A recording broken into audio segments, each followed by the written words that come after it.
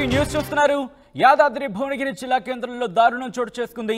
ఇన్స్టాలో అసభ్యకర పదజాలంతో దూషించడంతో ఆత్మహత్యకు పాల్పడింది హాసిని అని చర్చ జరుగుతోంది. అక్కడ నిఖిల్ అనే యువకుడు వేధింపుల కారణంగా ఆత్మహత్య చేసుకుందంటూ కూడా పేరెంట్స్ ఆరోపిస్తున్నారు. ఇన్స్టా స్నాప్చాట్లలో చెప్పలేని మాటలతో నిఖిల్ వేధించాడని మృతురాలి తండ్రి ఆరోపిస్తున్నాడు. నిఖిల్ హాసిని ఇద్దరు కూడా క్లాస్మేట్స్. ఈ నేపథ్యంలో వాళ్ళిద్దరి మధ్య జరిగిన సంభాషణ సరిగ్గా లేదు. మరి ముఖ్యంగా నిఖిల్ అసభ్యకర పదజాలంతో మెసేజ్లు చేసేవాడను, లేకపోతే దానికి సంబంధించి టెక్స్టింగ్ చేసేవాడంటూ కూడా అక్కడ పేరెంట్స్ ఆరోపించడం జరుగుతోంది. దానికి సంబంధించిన బ్రేకింగ్ న్యూస్ చూస్తున్నారు. యాదాద్రి భువనగిరి జిల్లా కేంద్రంలో దారుణం జరిగింది. ఇన్స్టాలో అసభ్యకర పదజాలంతో దూషించడంతో ఆత్మహత్య చేసుకుందంటూ కూడా హాసిని అనే అమ్మాయికి సంబంధించి కుటుంబం ఆరోపించడం జరుగుతోంది. నిఖిల్ అనే యువకుడి వేధింపుల కారణంగా ఆత్మహత్య చేసుకుందంటూ కూడా ఇక్కడ ఆ తల్లిదండ్రులు ఆరోపిస్తున్నారు. ఇన్స్టా స్నాప్చాట్లలో చెప్పలేని మాటలతో నిఖిల్ వేధించాడంటూ కూడా మృతురాలి తండ్రి ఆరోపిస్తున్నారు. దానికి సంబంధించిన బ్రేకింగ్ న్యూస్ చూస్తున్నారు. అప్డేట్స్ అందించేందుకు మా ప్రతినిధి రమేష్ ఫోన్ లైన్లో సిద్ధంగా ఉన్నారు. అంతకన్నా ముందు తండ్రి ఇదే అంశానికి సంబంధించి రియాక్ట్ అయ్యారు. ఒకసారి ఆయన ఏమన్నారు చూద్దాం. నా పేరు సతీష్ కుమార్ సార్. నా బిడ్డ పేరు హాసిని. మేము ఉండేది భువనగిరి నివాసం విద్యానగర్. అయితే శనివారం నాడు మా బామ్మది సీరియస్ అయితే హైదరాబాద్ దవాఖాన కొంపెలు తీసుకుపోయినాము. శనివారం ఆదివారం 2 రోజులు అతని గురించి తిరగడం అయింది.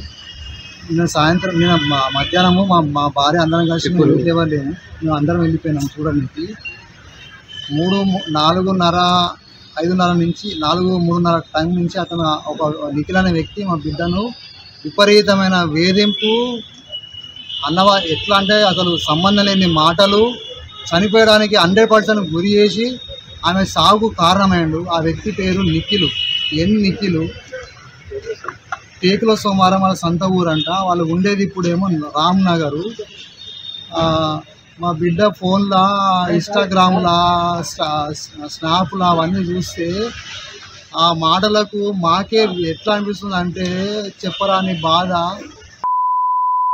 నువ్వు ఎందుకు పనికి రావే, నువ్వు మనమే, నువ్వు సావే, నువ్వు ఎందుకున్నవే అని విపరీతమైన సాగు గురి చేసి మా బిడ్డ ఎవరి చెప్పుకోలేక ఆమె ఉరేసుకొని చనిపోయింది సార్. నాకు న్యాయం చేయండి సార్, మీ దండం పెడతా. నా బిడ్డను న్యాయం చేయండి సార్, ఇమీడియట్లీ న్యాయం చేయండి సార్. నా పానం పోతుంది సార్. నాకు ఒక్కగానొక బిడ్డ సార్.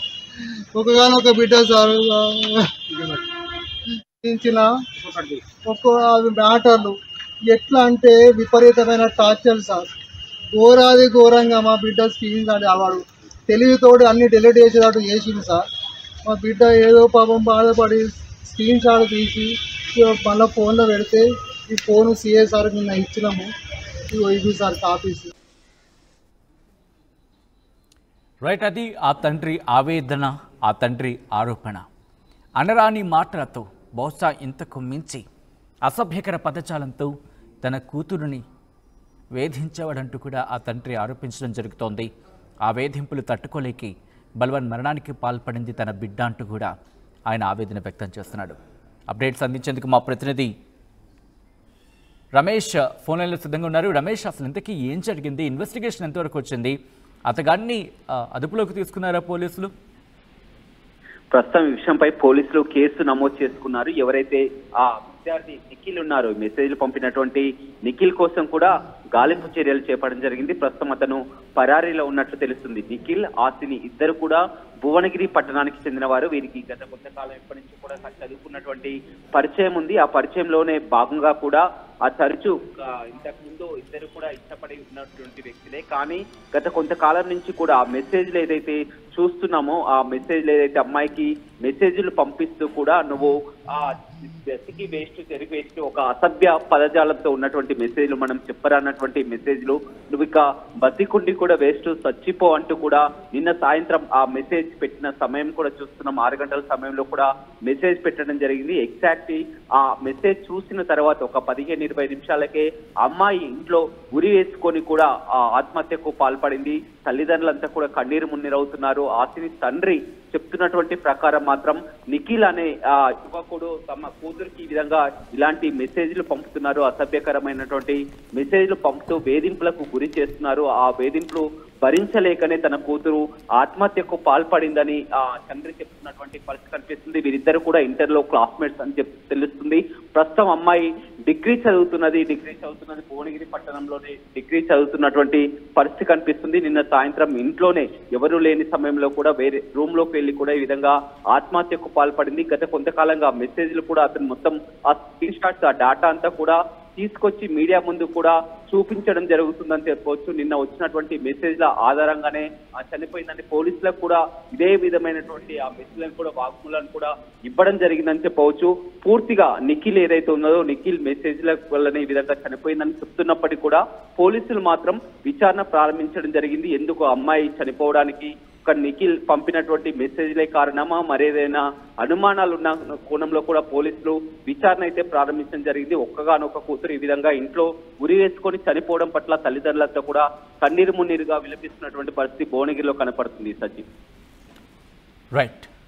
రైట్ రమేష్. సో మొత్తంగా అయితే మాత్రం ఇటు ఈ అంశానికి సంబంధించి పోలీసు ఇన్వెస్టిగేషన్ వేగవంతమైంది. యాదాద్రి భువనగిరి జిల్లా కేంద్రంలో దారుణం జరిగింది. ఇన్స్టాలో అసభ్య పదజాలంతో దూషించడంతో ఆత్మహత్యకు పాల్పడింది తన కూతురు హాసిని అంటూ కూడా ఆ కుటుంబం ఆరోపించడం జరుగుతోంది. నిఖిల్ అనే యువకుడి వేధింపుల కారణంగా ఆత్మహత్య చేసుకుందంటూ కూడా ఆ తల్లిదండ్రులు ఆరోపిస్తున్నారు. ఇన్స్టా స్నాప్చాట్లలో చెప్పలేని మాటలతో నిఖిల్ వేధించాడంటూ కూడా మృతురాలి తండ్రి ఆరోపించడం జరుగుతోంది. నిఖిల్ హాసిని ఇద్దరు కూడా క్లాస్మేట్స్. ఈ నేపథ్యంలో వాళ్ళిద్దరి మధ్య జరిగిన వాట్సాప్ సంభాషణ కావచ్చు, లేకపోతే ఇన్స్టా కావచ్చు, సోషల్ మీడియా ప్లాట్ఫామ్స్ ఎగ్జాక్ట్గా సోషల్ మీడియా ప్లాట్ఫామ్స్లో వాళ్ళు చాట్కి సంబంధించి మీరు చూస్తే కనుక అక్కడ బ్లర్ చేస్తున్న ఆ పదాల దగ్గర మనం మాట్లాడుకోలేనివి, మనం మాట్లాడడానికి తగ్గనివి, వినడానికి కూడా ఇబ్బంది పడి అటువంటి పదాలు అక్కడ ఉపయోగించడం జరిగింది. కాబట్టి వాటిని మేము బ్లర్ చేయడం జరిగింది. ఒకసారి మీరు చూడొచ్చు, నీహా అంటూ లవ్ ఇమోజీతో అక్కడ మీరు చూడొచ్చు. దాంతోపాటు ఆ కాన్వర్సేషన్ మీరు చూస్తున్నారు ఆర్టీవీ స్క్రీన్ మీద. అది ఆ తండ్రి ఆరోపిస్తున్నారు. ప్రస్తుతం అటువంటి టెక్స్టింగ్ చేయడం వల్ల, అటువంటి కాన్వర్సేషన్ కారణంగానే తమ కూతురు బలవన్ మరణానికి పాల్పడిందంటూ కూడా ఆ కుటుంబం ఆరోపిస్తోంది. ఈ కథను మిమ్మల్ని కాస్త కలవరపరచవచ్చు. అయితే మిమ్మల్ని కలవరపాటుకు గురించడం ఆర్టీవీ ఉద్దేశం కాదు. కానీ ఇటువంటి కథనాలు చూసినప్పుడు కాస్త కలవరపాటుకు గురే అవకాశం ఉంటుంది. కాబట్టి దీనికి సంబంధించి తగిన జాగ్రత్తలు తీసుకోవాలని చెప్పి ఆర్టీవీ సూచించడం జరుగుతోంది. బయట ప్రపంచంలో ఏం జరుగుతుందో మీకు చూపించడం, తద్వారా మీకు అవగాహన కల్పించడం, మిమ్మల్ని అప్రమత్తం చేయడంలో భాగంగానే ఈ కథను చూపించడం జరుగుతుంది తప్ప మిమ్మల్ని కలవరపాటు గురి చేసే ఉద్దేశం ఆర్టీవీకి ఎన్నడూ ఉండదు. కానీ ఇటువంటి కథనాలు చూసినప్పుడు కాస్త కలవరపాటు గురే అవకాశం ఉంటుంది. కాబట్టి దీనికి సంబంధించి తగిన జాగ్రత్తలు తీసుకోవాలని చెప్పి ఆర్టీవీ సూచించడం జరుగుతోంది. పిల్లల విషయంలో మరొక్కసారి పిల్లలకు సెల్ ఫోన్ ఇచ్చామా, పిల్లలకు ల్యాప్టాప్ ఇచ్చామా, పిల్లలకు దీంతో పాటు అంటే ట్యాబ్ ఇచ్చామా లేకపోతే కంప్యూటర్ ఇచ్చామా అనేది వాళ్ళకి ఇచ్చామా అని వదిలేయకుండా వాళ్ళు ఏం చేస్తున్నారు, ఆ సెల్ ఫోన్స్ని వాళ్ళు ఎలా యూజ్ చేస్తున్నారు, లేకపోతే ఏమైనా మిస్యూజ్ చేస్తున్నారా? ఎందుకంటే చదువుకునే వయసులో అప్పుడప్పుడే మెచ్యూరిటీ వస్తూ ఉంటుంది, ఆలోచించే ధోరణి మారుతూ ఉంటుంది. వాళ్ళ మీద ఒక కన్నేసి ఉంచి ఏం చేస్తున్నారు, వాళ్ళతో మాట్లాడడం, ఆ ఫోన్ కాన్వర్సేషన్స్ కావచ్చు, లేకపోతే ఫోన్లో మెసేజ్లు కావచ్చు, ఒకసారి వాళ్ళతో మాట్లాడి వాళ్ళని అడిగి తెలుసుకోవడం, వాళ్ళు పడుతున్న ఇబ్బందులని అడిగి తెలుసుకోవడం, అసలు వాళ్ళు ఎలా